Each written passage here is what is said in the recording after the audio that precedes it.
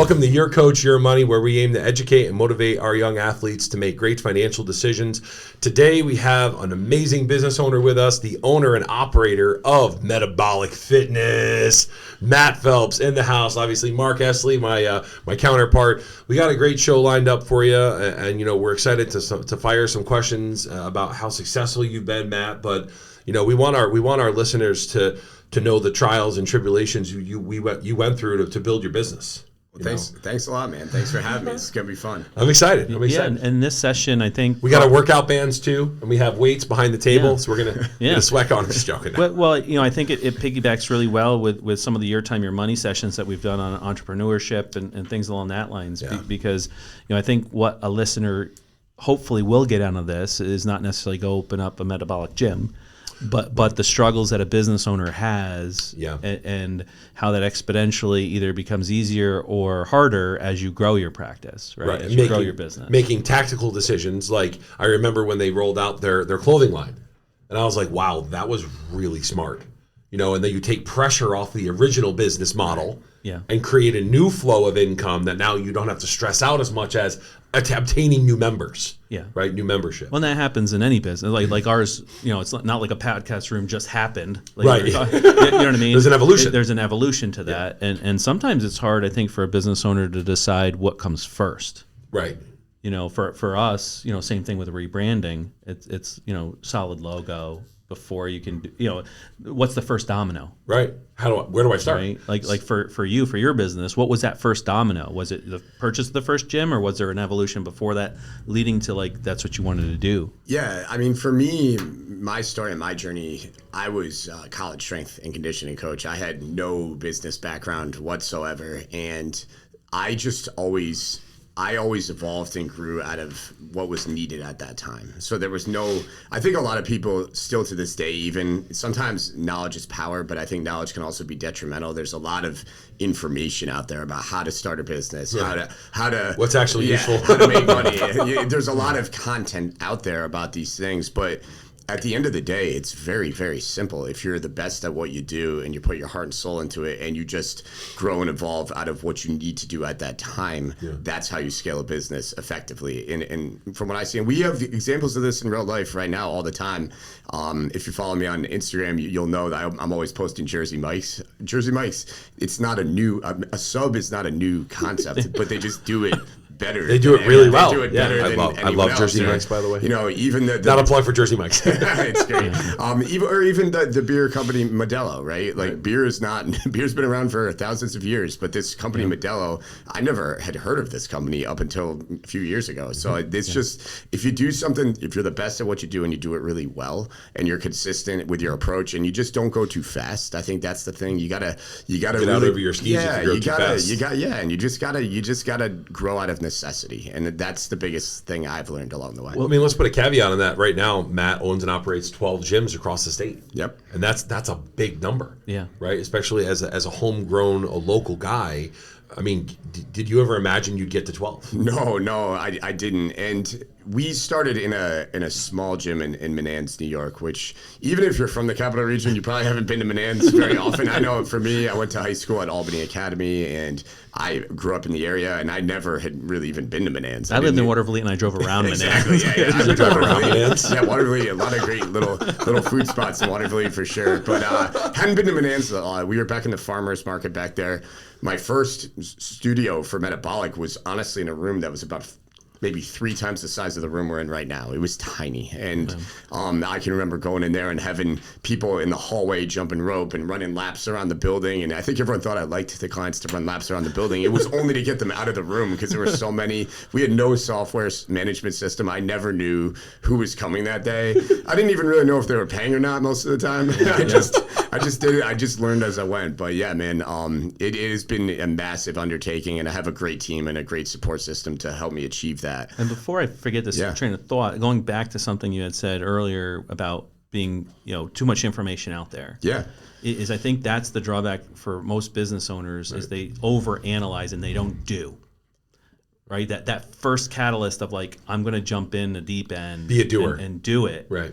really moves that needle forward in a lot of cases. Yeah, you gotta. Sometimes you just gotta shoot your shot, and you're gonna win some, you're gonna lose some. Some are gonna go in the basket, some are not, and you just gotta make sure the ones that miss don't lose you the game, But the ones that you gotta make sure those misses don't hurt you too much. You miss all the shots you don't take, though. Right, but I mean that is true, and I've seen paralysis by analysis, which is I believe what you're describing, Mark. Yeah. I've seen that happen in many businesses, and I talk to a lot of business owners myself, and I see just the same mistakes being made repeatedly with scaling too fast, not being the guy for long enough, not doing the little things that you need to do in the trenches in the business before. I see that in a younger generation a lot in finance. Yeah.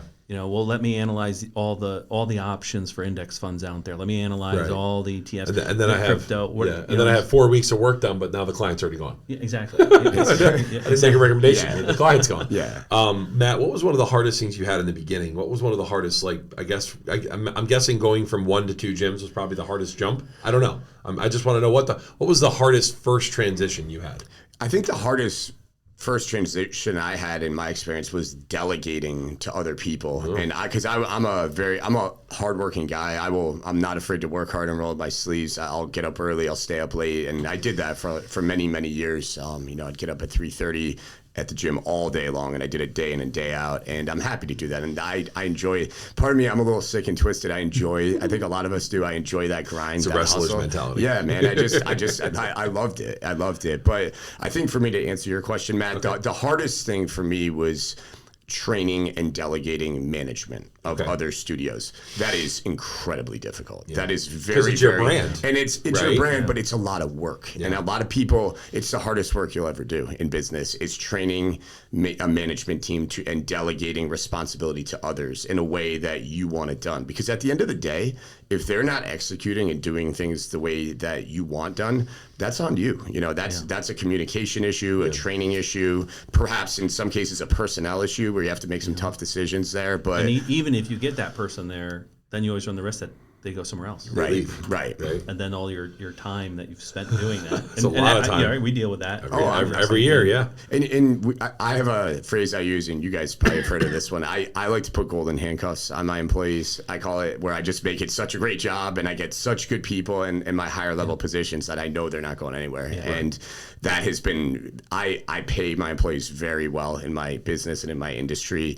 I had people critique. I've always done that from day one. I invested a lot on the front end in that.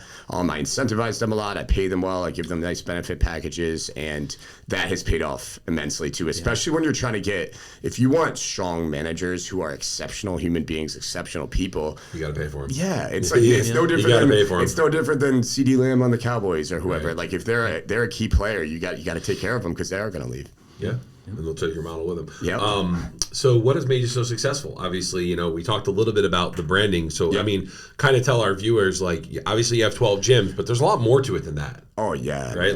Because I know this because Christine is a member, and there's always there's some type of pancake breakfast, and then there's clothes coming home. No. None of them fit me, by the way. I'm a 3XLT sweatshirt. I don't have any of those. But yeah, there's always new stuff coming home from Metabolic, and it's almost kind of caught on where you've kind of figured out the domino effect. Yeah.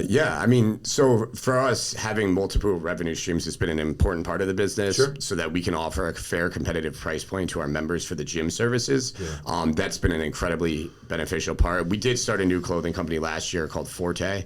And I always wanted to do that because for me, I'm a very empathetic guy. I always put myself in the shoes of others or the clients, and I'm like, man, I'm wearing a pair of joggers right now. It's like if I go out in public, I don't always want to rep the brand. If you're a fan of the Philadelphia Eagles, sorry, man. If you're a fan of the Eagles, worst fans in the NFL. FYI, only second to the Steelers. By the way, Eagles fans they're intense. They're the worst fans in the NFL. Yeah, but sometimes you don't always want to rep the brand I get it. all the time. And so I wanted to create a little more of a neutral form of athleisure that people could wear out to eat, in the gym if they'd like, mowing their lawn, whatever. It's just something that we came up with there. So yeah, that was a nice way to kind of tie in an additional revenue stream there. We also do a lot of nutritional, and we call it our lifestyle program. So we do a lot of nutritional coaching. We have 2 registered dietitians who head and run that program and train all of our coaches who are certified as well to offer those services. So let's say take a step back for the listener. Maybe describe, what sets you aside, or where's that niche that you're in as far as the activity versus, say, because a client hearing gym, right, they're maybe thinking like a Rocky gym. Oh yeah. Right, I'm going to go in and there's going to be chains, and I used to have that.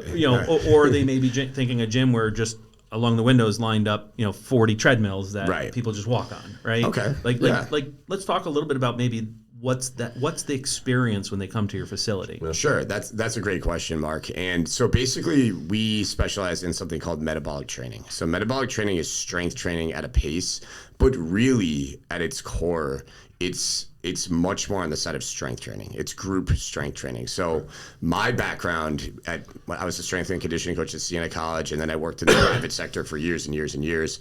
The benefit is when I was at Siena College, 23 years old, right out of grad school, didn't really know what I was doing, candidly, with large groups. But I learned real fast, if you're going to train 40 baseball players or 40 men's lacrosse players at the same time, I developed systems like before the podcast started, Matt was talking about training a bunch of little kids. And I learned how to do that effectively at that time. And some of the cool exercises I would do that I knew people loved, some of the ideas I had. One day I just started training people at Metabolic. So it's a boutique fitness gym. It's a private gym. We have a class format.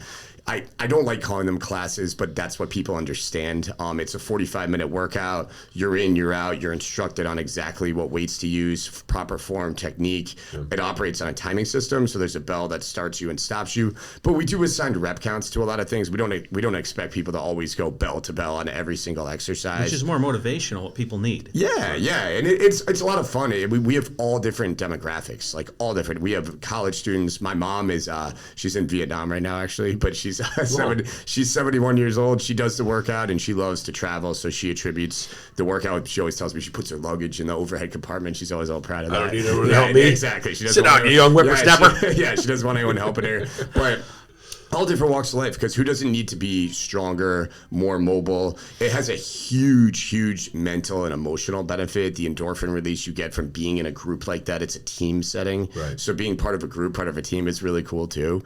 But I would say that's what sets us apart. I want to give Matt a lot of kudos here, because as a young athlete and going through a lot of this, I saw people go to CrossFit and get injured because they got pushed too hard, doing too many compound movements. Whereas, Christine's been doing this, my wife's been doing this for now 5 years, and, it's very simple exercises that you are under control. You're not going to be getting, 500 pounds over your head, right? You're using sandbags and kettlebells and bands, right? You're using things that are going to help you become a better functional moving person.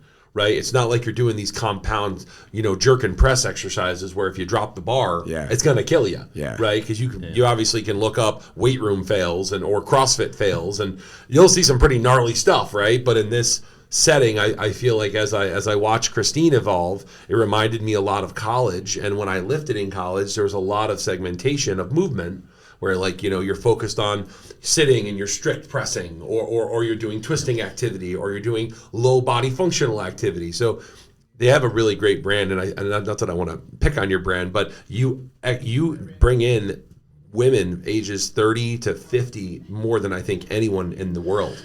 Yeah. Right? Like, you have this core of clients that are moms, that are looking to be in better shape. And you've changed their lives, right? And because you've changed their lives, guess what happened? The word of mouth exploded, right? Just like us, right? Like, we change people's lives every day, and that word of mouth has given us the opportunity to grow a great business in the community. And people want to talk about it, and they're proud of it, and they have pride. I think for us, and thank you for the kind words. I think it's real, man. I saw it happen with Christine. I watched it. I worked out with barbells for many years, and I have absolutely no issue with that. I think, to Matt's point, it's very hard to scale. They're technical movements, so it's hard to scale that safely and effectively across a general population with a myriad of health injury histories and restrictions on things they can or can't do. We always provide modifications. We have a ton of pregnant women that work out at the gym. Yeah. We have a lot of men that work out too. And, we've trained our coaches to where to push, where not to push. There's a balance and flow to every single the psychology behind it too. Yeah. I mean, but it's a genuine program. There's indicator lifts we do on every day where you're trying to progress week to week on these exercises. Very similar to a college strength and conditioning program. It's a great program. It's a great workout. And I think, the biggest part of it though is when you have a group of people who are chasing the common goal of self-improvement, you create a strong community. And I think that's the biggest part of what we do. So you've gotten the format down through your first and then second and now that you're at 12, has that process of growing each time there's a new location, has that gotten easier for you because it's the streamlined process, or is it still as difficult? Oh man, I got to be honest with you, Mark. I think it's harder, to be honest, because the further I have a very, very, you guys met Drew Smith in here. He was my first coach. I trained him to play high school football, and now he's a 35-year-old with 2 kids. It's crazy. We're getting old. Crazy. I haven't aged at all, but Drew's getting old, so it's wild. But so I had Drew Smith, Lindsay Abel, Kelsey Donahue, James Wilson. My brother-in-law at the time worked for me. He was great. Will Harris. So I had a very, very strong nucleus of people who worked with me. So we all went to the gym together every day. They saw me clean the bathroom. They saw me vacuum the floor. They saw me do all the little things the right way. And that was being just the captain of the ship, right? And that was our culture. It was that there was no. We all did it. We were happy to do it. And I'm not saying that we don't do that today, and that culture is not as strong, but it's extremely hard to scale that culture when you're not in 12 places at the same time. You cannot be everywhere at once. And it does get a little bit diluted. It can be done, and you can have a great business. There's successful businesses. All of them are successful businesses. I can honestly say that. It took us a while to get there, but it's hard, man. It's really, really hard. I relate that to the culinary industry. I was in the culinary industry prior. Phenomenal chef, by the way. Oh, really? World class. And as a chef, like any chef, like say a David Burf or a Wolfgang Puck, when you throw your name on something, there's an expectation to that. Right. Same thing when you throw your brand on that, there's an expectation.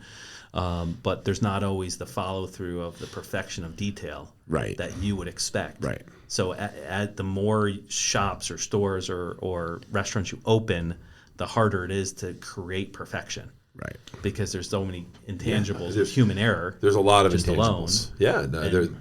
Especially, the fact that they have a registered dietitian on staff. You know how many times I hear people say, "Oh, I went to a nutritionist." Listen, anybody can be a nutritionist. Anyone can give you nutritional advice. It doesn't mean it's accurate.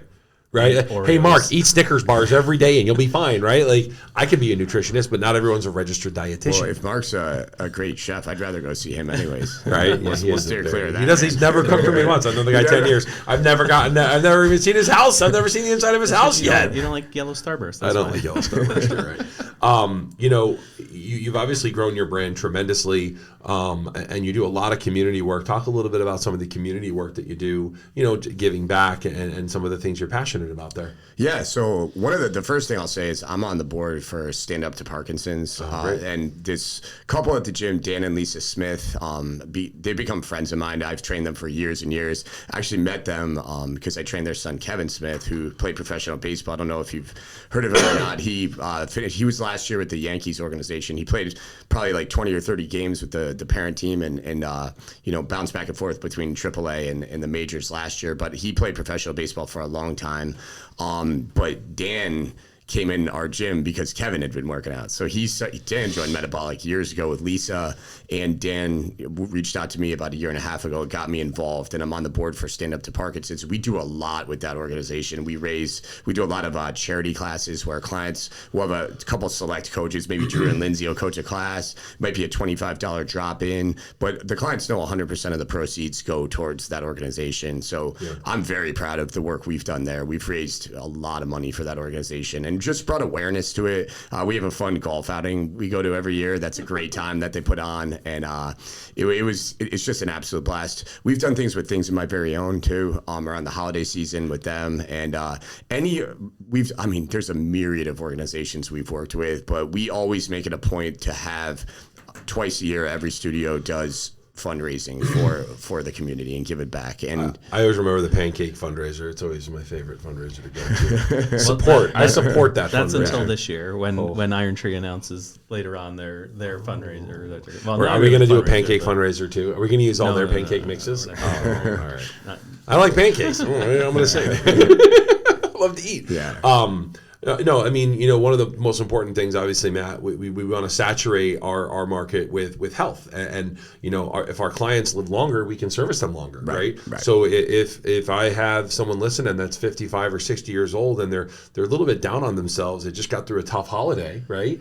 How do they get a hold of you, right? What's the best way to, first of all, what's the best way to get kind of like an exposure to what I'm going to sign up for? And then secondly, what's the best way to just actually do it? Help. Yeah. I mean, if you just go on Instagram, it's amazing. I always say Instagram has become the new business card for us. It's a great business card. It's a great business card. It's a look inside the business. Yeah, it's great, man. We don't have it yet. Oh, it'll be great for you guys. Honestly, you guys are doing such good content here. You'll crush that. It's FINRA. It's the way our SRO works. Right. They don't let us be on a social media that has comments. Okay. Right. So it's tough to participate, but we're working our way there. Yeah, there you go. Well, for us though, people can go on there, follow any one of the studios on Instagram. If you go to wearemetabolic.com, that's our core Sam website. will roll a nice little We Are Metabolic. Yeah, there you go. Perfect. Just go there, click there. You can see all our studios. There's a lead form if you want to try us out. But honestly, if you just even go on the Instagram pages of the studios that are near you, sure, you can check. It's all Metabolic Green Island, Metabolic Clifton Park. All the towns that they're in have the same handle. Okay. But that's a really nice look. And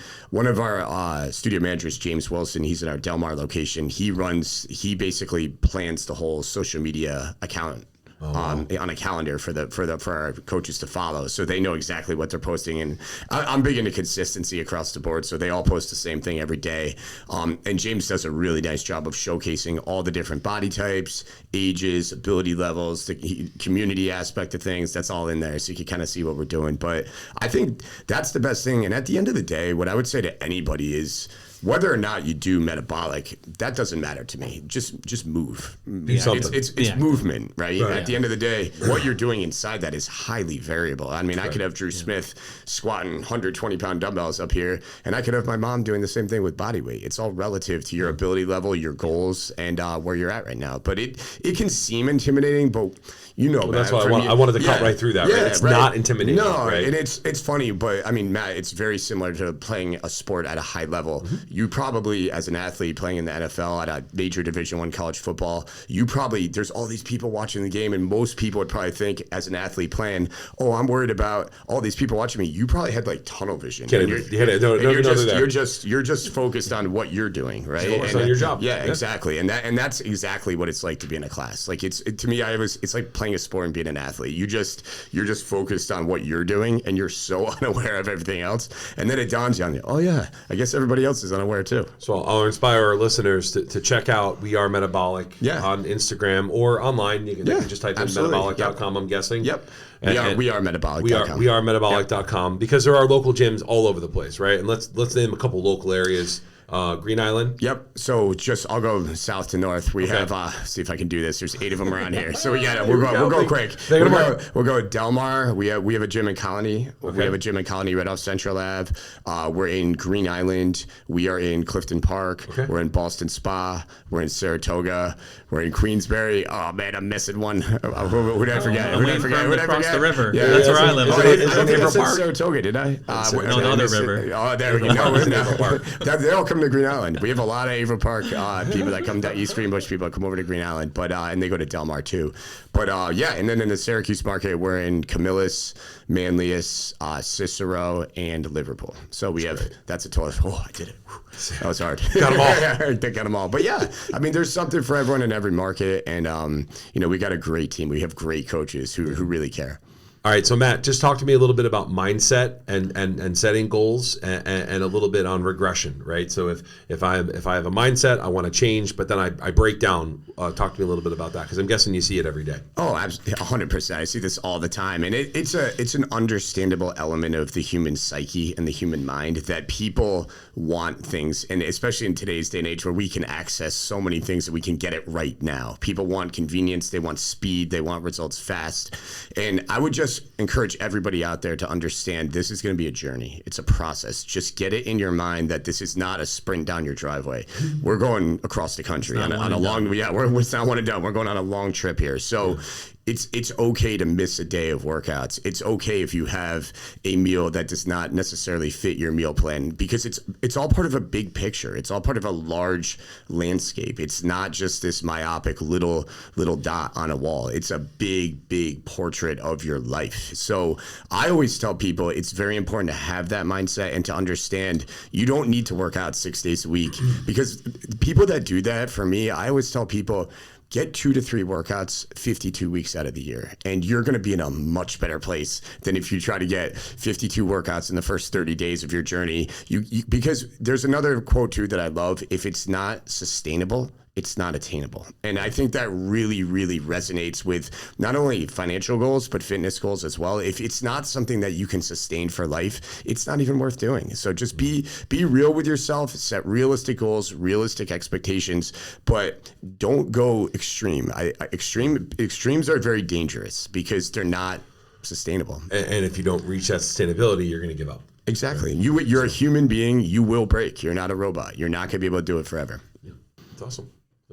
Well, we really appreciate you coming in. You've given us a really good peek at what's happening with Metabolic. I hope that you guys continue to grow your subscribership. You're doing great things in the community. I'm proud that you're part of our community, and we're building great things together as business owners. And I think we got to continue to do that and continue to be thoughtful of the people we affect, because the better we affect people, the better their lives become. Yeah. Right? Less stress. They're in better shape. We're going to live longer. We're going to be more fruitful. These are all things that help. Yeah, I mean, absolutely. And I'll just add, I just want to thank you, Matt, and you, Mark, for allowing me the opportunity to come in here and talk about this. And I think it's so awesome what you guys are doing, because so many business owners, I never had anything like this when I was starting out, trying to learn from people's mistakes. That's one thing I think people should do more of, is learn from mistakes, don't learn from successes. And I think when you see other businesses out there that are successful, you want to just focus on the successes. What are they doing right? Well, I want to know what did you do wrong, or what do you wish you didn't do? Those some of the hardest lessons. I would have saved a lot of time, man. No, I mean, seriously, I was talking about this with Mark last week. I'm like, some of the hardest lessons I learned as an athlete was when I screwed up. Oh, right. I remember. It's funny, lasting. I remember the screw ups because of getting my butt chewed out by Tony Sperano or by George DeLeon. I remember those screw ups more than I remember any play I did. I think I remember 1 or 2 plays that I was like phenomenal on. Maybe like 15 or 20, even to this day, that I screwed up. Well, I think the thing that I'd like to point out to listeners, in listeners that tune into an episode of our show that are looking at finance. Right. Is they may be asking themselves occasionally, like, why are you having people on in different genres around health and whatever?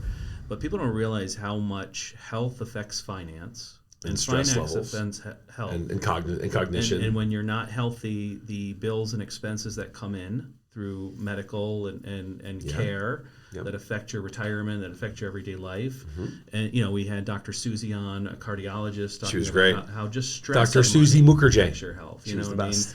And I think that it's a disservice in the financial industry that people haven't spent a lot of time talking about either the health, the psychology, or the physical effect that money problems have on you. Oh my God! And then you domino that into divorce rate, you domino that into lifestyle and stuff like that, and money's touches on all those areas that people don't realize. Absolutely. So when listeners say, well, why are you doing this? I always want them to listen that it's because it's a lifestyle change, as is metabolic, as is healthcare, as is, eating habits and stuff. I was actually talking to a friend about this, and I'm glad you said that, because I wanted to say this at some point today.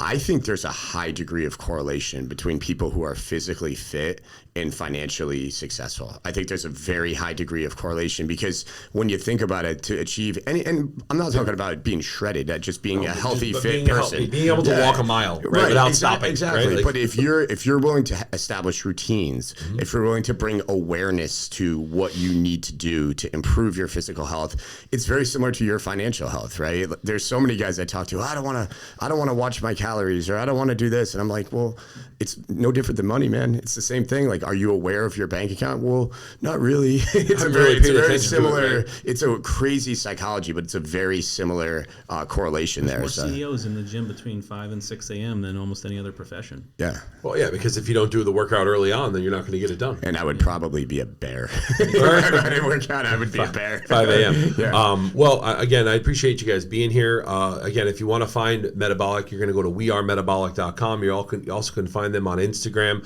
Again, we'll post those on our roll. You can always catch up with us. Give us a call, 844-444-YTYM. You can email us at ironTreeFinancial@ceteraIS.com. And you can also find us at 43 British American Boulevard, Latham, New York, 12110. Little asterisk there. We're going to be moving relatively soon, a little bit down the road. Yep. To 19? Building 19. 19. All right. So that's going to happen pretty soon. And again, our goal for Twitter and LinkedIn.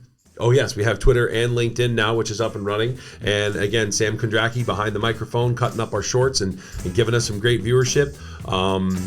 Again, your coach, your money. We're here to educate and motivate our athletes to make sound financial decisions in their professional lives. And as always, it's your coach and your money.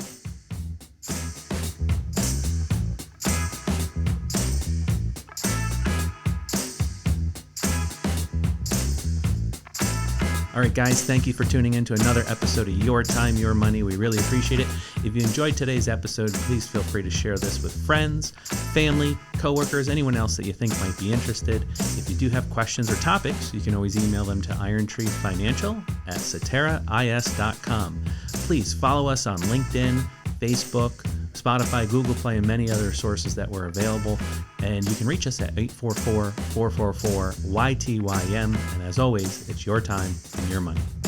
Cetera Investors is the marketing name of Cetera Investment Services. Securities and insurance products are offered through Cetera Investment Services, LLC, member FINRA, SIPC. Advisory services are offered through Cetera Investment Advisors, LLC. Cetera is under separate ownership from any other named entity.